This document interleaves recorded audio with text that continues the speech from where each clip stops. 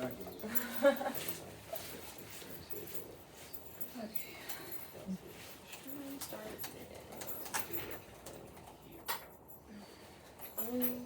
a folder, yes. There is. There's a Strong Start folder and then a Strong Start meeting doc. I can reshare with you all the link. So it's at the top of your inboxes.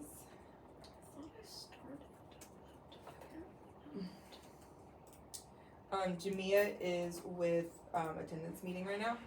So just as a heads up, that's where she is. So this is just the M squad. That's cute. Yeah, it's just the M squad today. Nice. That is the prereq now for being on the Strong Start team. What's Jamia's nickname gonna be? Mia. Yeah. Easy. I was like, great. We'll just cut the jug. Cut the jug. Happy Friday. Great. Yes, happy Friday. Thank you all for making time to meet for our Strong Start. So at the top we have just our 9th grade goals. Always going to have them there as a reference to ground our discussions, as well as our objectives. They'll be pretty much the same for every meeting, where we're reflecting on the current state of 9th grade outcomes, thinking about our system implementation, and then monitoring and responding to any gaps that we see. And so that will take us to our icebreaker, because I'm known for those. I'm known for zest and fun. So we've all seen Breakfast Club, right? Mm-hmm. Great. I just want to make sure. Oh, that's what we're using as reference. I got you. Yeah. So which Breakfast Club archetype were you in high school? Just take a little bit of time, and we'll do a whip around. An amalgamation, but it's okay. You can. I mean, look. There are lots of different takeaways from Breakfast Club. Okay. Who was the recluse? Which one was that? What's her dude? The basket case. The basket case. Yeah, but that just didn't seem not a great term. correct. To So use we for said things. recluse. We went with recluse. That was her tag. Yes. It's just not Okay, we can just do a nice little whip around. We'll start with you, Michael. What were you in high school? What was your archetype? My archetype. Oh no, I don't know the thing. I guess I really hated high school. I'll be honest with you. I was sent to an all-boys Catholic school because they talked too much in middle school, and I guess I'll go with recluse because I wasn't very pleased to be there. I didn't associate with a lot of people there. I can think of there's one person from my high school that I still talk to. And that's it. I feel good about that. Yeah, I think that's a solid choice. I respect that. Matt? I'm gonna give 2 answers because there was like the surface answer, like people who didn't know me well, Mm-hmm. and then people who did know me well.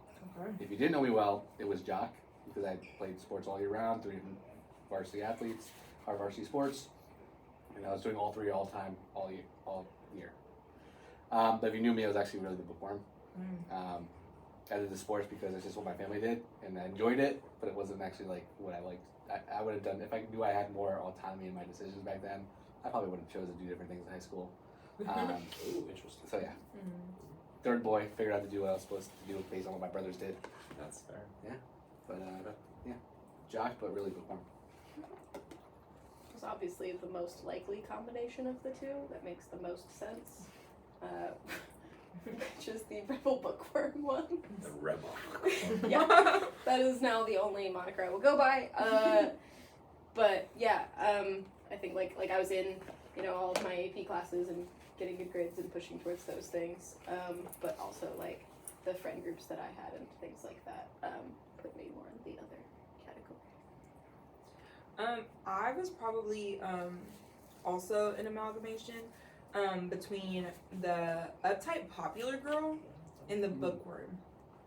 I was like, just school came pretty easily to me, but I very much was like, I'm gonna care about being, in all the drama and all the cool social circles and throwing the parties and doing all the things. So I was kind of a combo. Define uptight. What makes It one wasn't. uptight? So Is it because you're in people's business?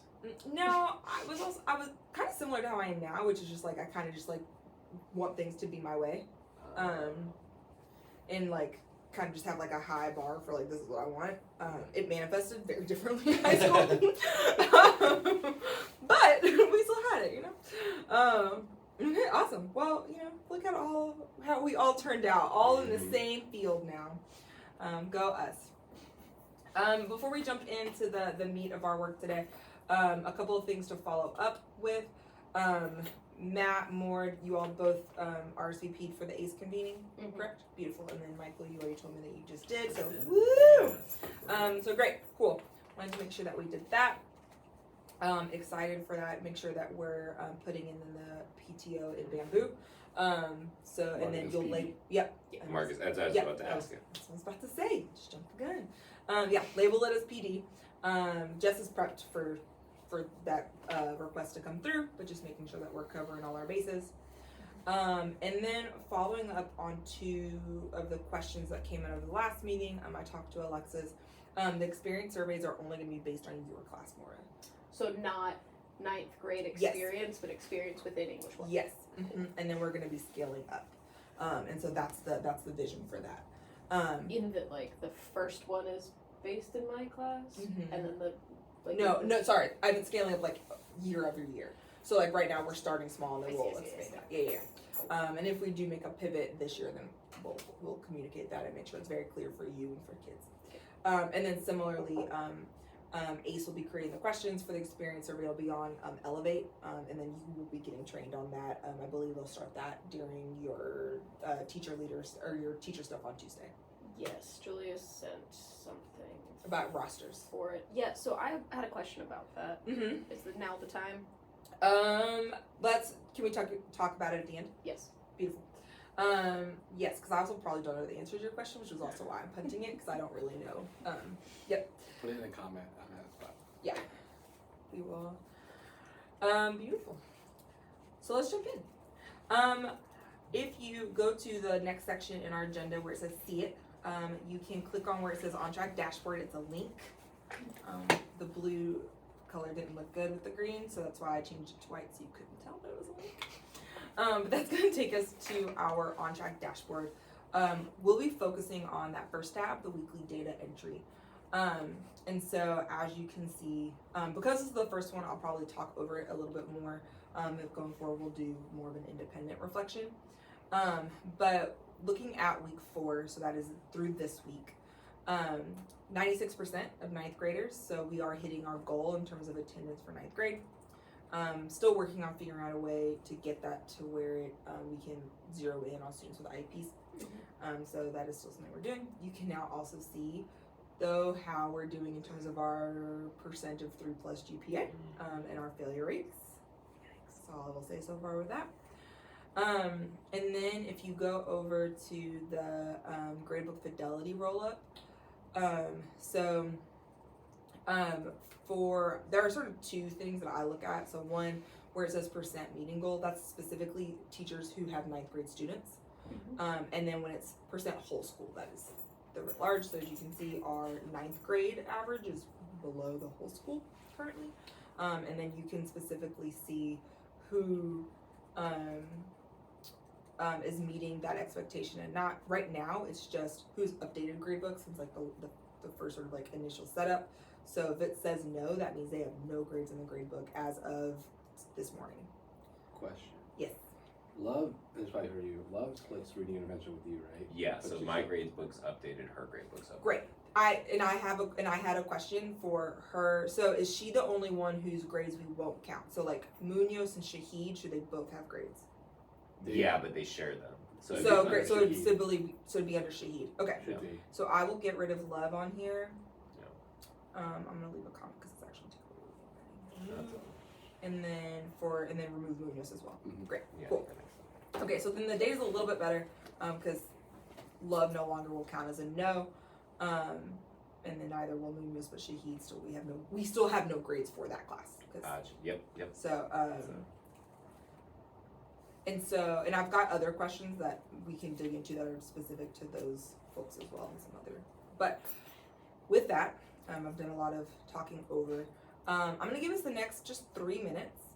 There's a table here in our meeting doc. You can take notes separate in a different location. But what do we see?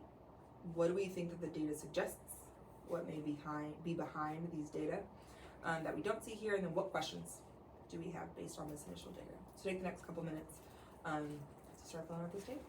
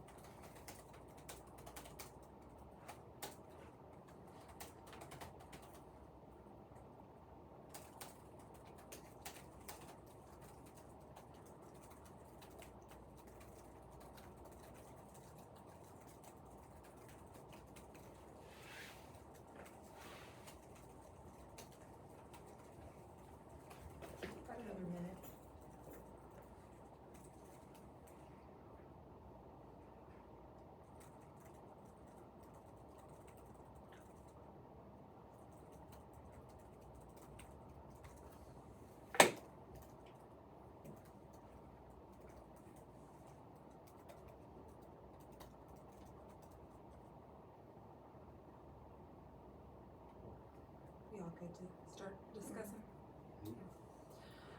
Okay, so let's jump in. We can jump in, not over. Have conversations for us. It's not a PD. I know how meetings work, guys. But what do we see? What do we think that data suggests?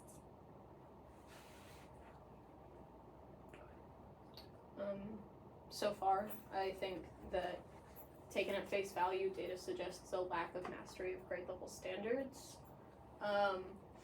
for a lot of our students, and or a lack of homework completion, depending on what types of grades have been fully entered into gradebooks so far. But I know, like, with what might be behind this that we're not seeing, that might include, like, so far a lack of reteaches or retakes. So that data prior to a reteach, a retake, if it hasn't happened yet. That's kind of, I mean, you basically hit the same points I was wondering about too, like within the grade books. I mean, at this point, right, we're going to week 4, week 5. Yeah. Maybe Yeah, 95. So yeah, I mean, there should be at least some sort of major summative, you would think, at this point.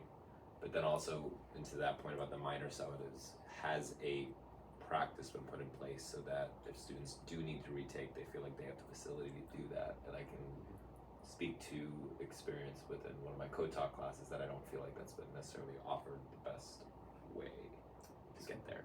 Also can include the idea that lots of gradebooks did not have great fidelity with our actual grading system before today. Hopefully now we do. But Fingers like, crossed. I know when I was having my coaching meeting with Dalton and we were looking at his gradebooks, some of the stuff was set up correctly and some of it wasn't. So we had some minor summatives that were out of 100 and some that were out of 10, and so like those scales were really skewed in his class, and like that is something that he hasn't fixed. But I think that that is a thing that like could be behind the scenes again, relating to just different data looking differently. Yeah. Yeah, the other piece here, like, I think 2 things. One, with that being behind it, like, putting that aside for a second, I think our grades do finally actually reflect where students are, right? And it's not good, but we actually have that data that we can respond to, where we had false positives in the past.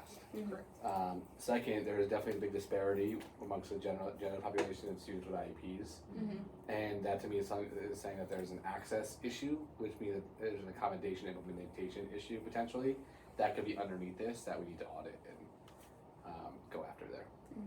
Yeah, absolutely.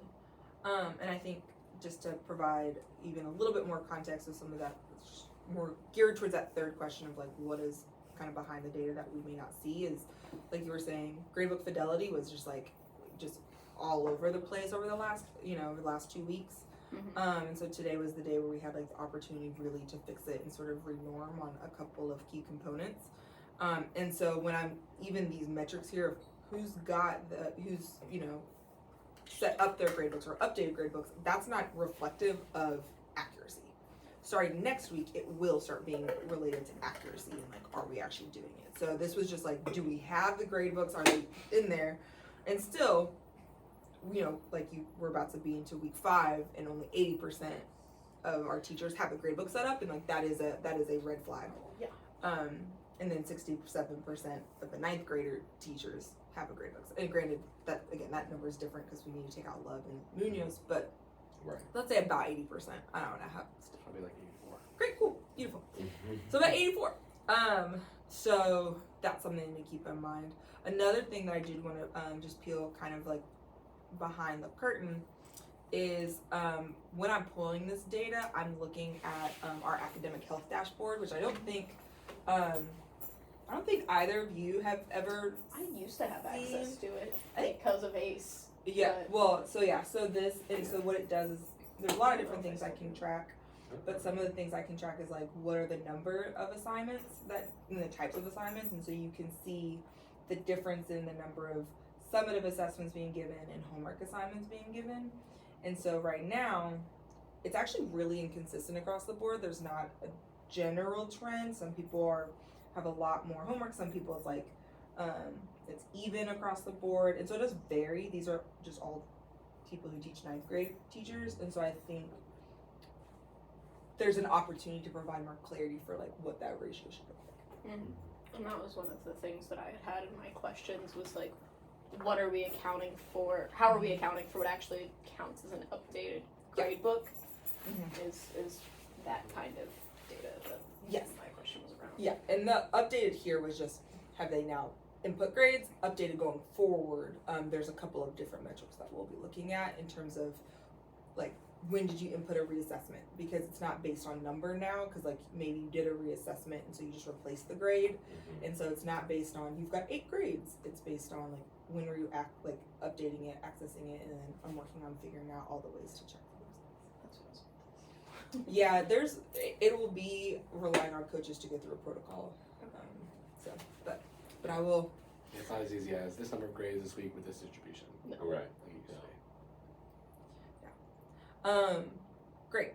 So, one of the questions that you asked Matt in terms of what is our benchmark for next week, the next 2 weeks, leads perfectly into our next section. So if you go into that name it box and click on where it says Strong Start Playbook, you should all have access. It's SharePoint, so again, like half the time. Great. So this is sort of our like compiled options for different change ideas to implement, different things to focus on throughout the year. One thing to like, it does last the whole year. This is only for this launch and summer PDs or like beginning of the year playbook, but there are other phases. Just because it looks short, it's not as short as it is. And so if you all go to pages 5 and 6,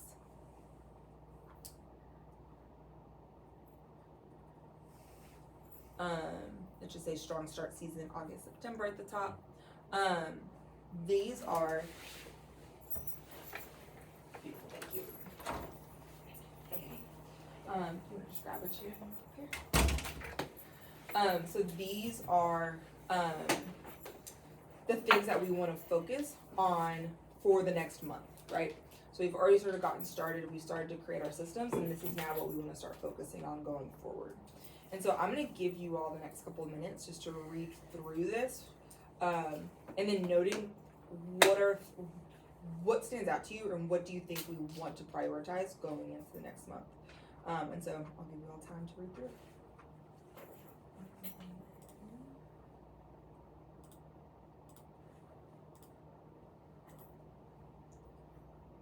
Share with you. I think I'm going to share it, but I'm going to just in there.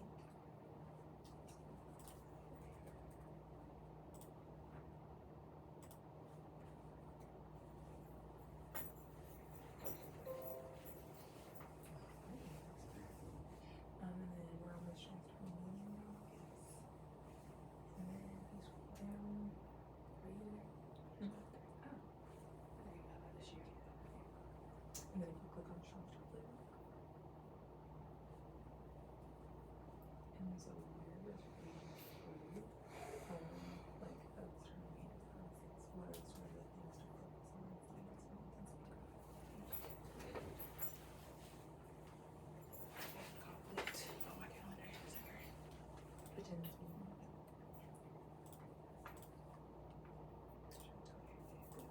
You can have one. No, you can have one.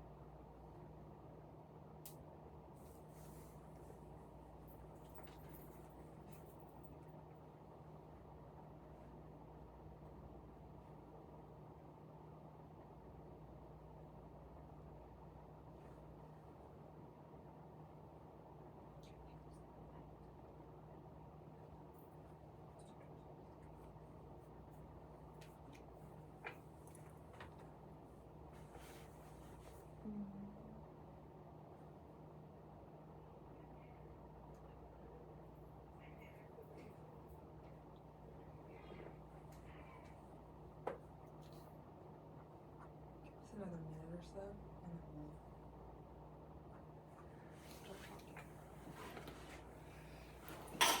we'll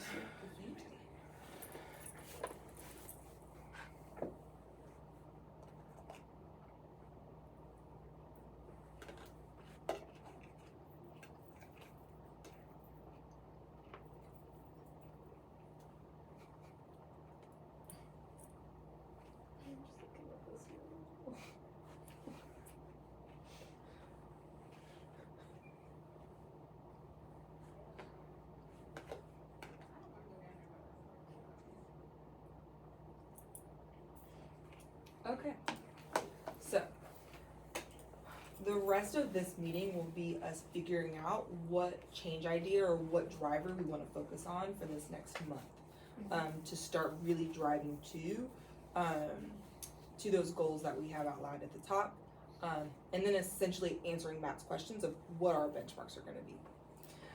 So with that, I'm going to open it to the floor of like, which driver do we think is the one that we want to start with, and then from there we'll narrow to change ideas. And so accurate and fair grade books, because I realize it didn't name accurate, fair, yeah, nope.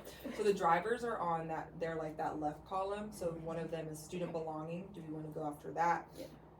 Ninth grade on track team, so like our systems, our things, and then accurate and fair grade books. And so there's sort of 3 different drivers that we can be focusing on, and we don't need to be tackling and should not be tackling all of them at once. So, like, which one do we want to prioritize? Do we think makes the most sense? I think for me, I would say accurate and fair grade books, especially since we're in a moment where we are looking at some core classes that still don't have grade books set up. Like, that's a big piece of this, but also, like, knowing that a lot of people have not yet given retake opportunities to students and are not sure what that looked like until the conversation today for their classes. I think that would be a really helpful focal point, because we can't actually track anything else otherwise, right? But I'm trying to just suss out for myself, what's the key difference between 9th grade success team and 9th grade on track team and accurate and fair grade books? So for if you're looking at which page? Page 5, right? You're on page 5? Yeah. So on page 5, if you actually skip down, so these are gonna be like baseline systems. Okay. If you jump down to page 7, those are where you're gonna see the other primary drivers. Okay. I did not do a great job orienting us to No, this it's all good. document. It's on me. But yeah, so then that's when you get to the student belonging section. Oh, okay. Then Well, the then- 9th grade on track team, and then accurate and fair grade. Yeah, then based on that, I agree with Maura. Just because, like, you can't, because it looks like then the success team is more looking at, like, how to support students, but it, like, there's an implication that, like, things are set up correctly there, which I don't think we're at yet. And I also don't think we can really focus in on belonging if we don't have, like, a sort of baseline system in place where students feel like they're actually being accurately seen via their academics. Matt, I know that you. We'll catch up. We'll No, touch base. Yeah. I went another way. Yeah, let's hear it. Was not there. I was with student belonging. This is why we're all here at this table, because we all have different roles in the building. Absolutely. Only because, like when they have that sense of belonging, then I feel like they will want to, like have that more accountability with the grading and all the other stuff. The conversation I'm having in my head is which of the things needs to happen first. Yeah. Right, and I'm thinking about like us, if we want to get students to own their grades and their GPA and like have that sense of belonging tied to that too, well then they have to have actually being communicated accurate reflections of what they know in their grades and have processes to drive those grades up. And so I think because of that, we have to get the grade books, like fidelity piece, whatever that was, last section, the accurate and fair grade books first. Because if they're not accurate and fair, we can't invest students in them. And then that's gonna create a disconnect that could drive down belonging. So I think, because otherwise we can get a sense of belonging that's also then disconnected from outcomes. And I think a big point we want to hear is like students driving at their own, owning their own outcomes as part of the community. And it's like together with teachers, not separate. I think how we communicate their grades is gonna drive that. I think like we've done a lot of work on the front end naming what our current grading system is. And so if students are feeling like that is not equitable between all of their classes, that immediately breaks a sense of trust and belonging. Because they, like, you know, we've talked about feedback triggers as adults, but the same thing with like, if you're like, well, if you're a kid and you're like, you didn't give me the opportunity to retake this, so how is this fair when I know this is supposed to exist? Is I'm getting those emails. That's valid. It's tough. It's hard because it's like I see the other side of it too. Like when we have those conversations, and of course I only see like a small percentage, but I feel like it does represent a larger percentage of kids when they don't feel like they belong. Like they don't really care about grades. They don't feel like that. But I definitely see that part of like having the accurate and fair grade books. we'll also get, I know you were in your attendance meeting, we'll also get student belonging data soon. It will be specific to my class, because that's where it's being administered in, but we will be able to see for the 9th graders an actual picture of how they feel about their student belonging within class. And I think that that'll be very interesting data to look at after the first few weeks. But I think Whereas right now we actually have the data that says like these grade books are incorrect. right. We have like 90 plus students failing, but also it's difficult to then dive in on fails if we're actually not doing things that we were supposed to be doing then. How long are the cycles for changes? Do they give us a rough time? It depends. And so it can, like, we can run a shortened cycle where we only do it for like a month if we want, and then we can extend it. I also think, I know I said let's focus on one. I think we can have our primary driver being the accurate and fair grade books. I do actually think that there's an element here, in terms of like student agency that can be sort of looped in with that. Where that I think we can potentially run through advisories, like either like through GPA, like the led GPA, student-led GPA, goal-setting conversations, and then having them like reflect in that. But that requires that we have accurate grade books for that to be meaningful for them. And I think what that can do is like if we're having them do that concurrently, that can also be another like pressure for teachers to be like, oh, this is why my grade book matters, is I've got students that are regularly reaching out to me that are like, why is this wrong? Why is this not right? This is, and then, you know, I think we can potentially run those things concurrently, and then we can just kind of divvy up the ownership of those. There is also on the student belonging side, Devontae and I are starting the co-generative dialogue initiative with a small subset of students next week. He and I are meeting right after this to plan out like the rollout of that before we pull it in, and I don't know if I've been able to catch you up on this yet, but the idea is we're going to start small with some of my classes and hopefully eventually roll this out whole school. There's an opportunity for small subsets of students to have more voice in how class actually runs, and so they'll meet with each other and with the teacher of that class to identify a gap that they feel exists in a classroom, provide a solution, and then be active change makers within the class to give that real-time feedback, much like coaches do, for teachers to adapt to student needs within a class. And so that initiative is starting next week with 2 of my courses. And so hopefully that can start to build a functional and more rolloutable process for student agency and voice within classrooms and systems and structures.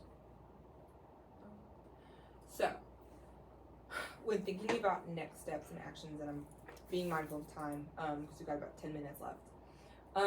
I want to go ahead and just say I think we should be focusing on that policies and practices. Secondary driver from the Accurate and Fair grade books, primary driver.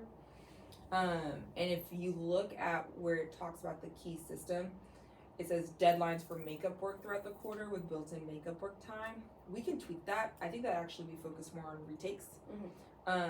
And so I think that we're gonna focus on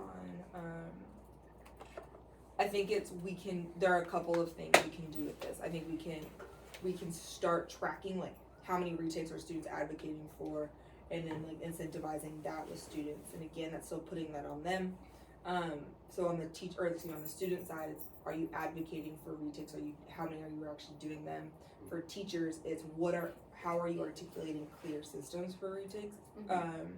And then how are you doing reassessments that are whole class? Because it's not just a one-on-one, I need to do a retake. It's how are you also embedding retakes into your classroom?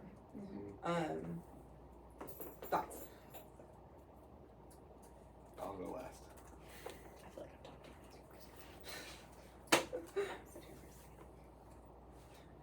Restate your question.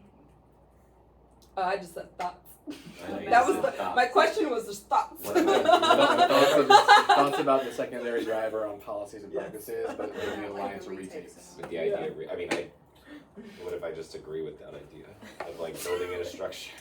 Yeah. Is that because I think that like it's clearly a gap that exists right now, and I think both for teachers and for students that it becomes like an additional. It should not like if our drive is truly towards mastery, then it should not become an extra burden for both like students, families, right? Because if like my kid has to go stay after for a retake, then that's a change in pickup.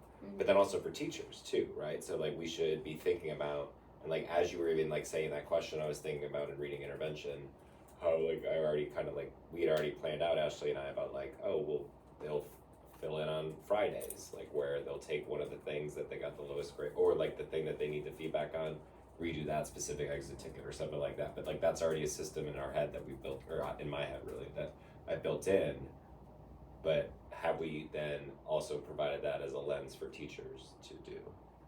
I really like this gradebook action plan document that's in there, and I think this could be a really easy push into coaching meetings to build this like, okay, what is our block failure rate?